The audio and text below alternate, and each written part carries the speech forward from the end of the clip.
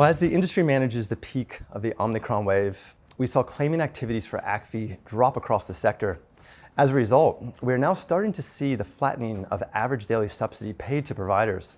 For the month of January, we saw the private operators notch up a modest 5 cents, with the industry achieving a slight gain of only about 10 cents more. There's strong evidence that providers are struggling with workforce and administrative capacity as total claiming activities dropped this month to the lowest it has been since 2017, following the then ACFI rule changes. Well, capacity constraints and other competing priorities have meant that assessing residents' care requirements with regard to the subsidy claiming are forfeited for more pressing matters within facilities. This is because it takes around 6 to 12 hours per ACFI claim to prepare and manage the inputs into a quality ACFI submission. This can mean that paid claims are less indicative of actual care needs, as well as placing further pressure on a group's average daily subsidy.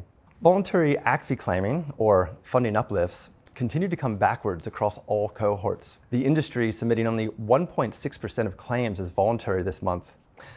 With this trend continuing and average daily subsidy flattening from last month, we now expect that the average daily subsidy will go into a decline for providers in the upcoming months. Well, with the claiming activity decline in January, we saw the slight reduction of claims greater than 12 months, which excludes the high resident cohort.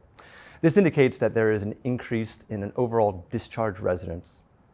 Now, complex healthcare claiming across both procedures that we monitor grew modestly during January after coming backwards in the previous month. Private operators still have nearly 63% of their claims in Medicare lodged with a 4B pain management outcome against it, which attributes to achieving a higher funded ADS amongst that cohort. Well, occupancy levels stumbled again this month as the community favors staying at home whilst the industry managed the rise of the COVID cases. The sector gave up 1% of their occupied bed days this month, dropping to just below 87%. And now circa 23% of those residents are expected to stay less than 6 months in care as well. Our industry sample of permanent admissions intakes nearly halved across all segments, with the not-for-profits being hit the hardest. However, hospital discharges to private operators dropped significantly, with only 6% of admissions coming from a hospital. Now, unfortunately, respite days didn't show strong conversion over February into a permanent entry, as the industry slid backwards to the tune of 9% fewer respite bed days utilized from the previous month. However, this may work out for the better in the near term as providers continue to manage staff shortages, family stakeholders, and the department reaccreditation and accreditation visits. If you are lucky to be taking on new admissions this month, the profile of that admission is an 85-year-old resident with an ACFI acuity level of $180.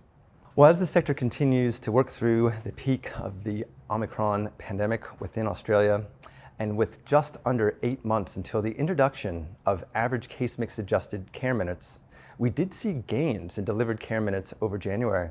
Agency minutes worked on a per bed per day basis jumped a further 73% this last month after posting a 33% gain in the December period.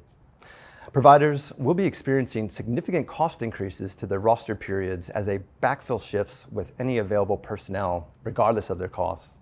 The delivery of allied health minutes was the only workforce segment to come backwards as providers review their care delivery strategies ahead of the introduction of ANAC, where funding is not directly allocated for ongoing pain management as it is under the ACFI. Well, thank you for joining us today. From all of us at Mirus, be safe and stay well. I'm Rob Covino, and this has been Mirus Industry Analysis, February 2022 edition.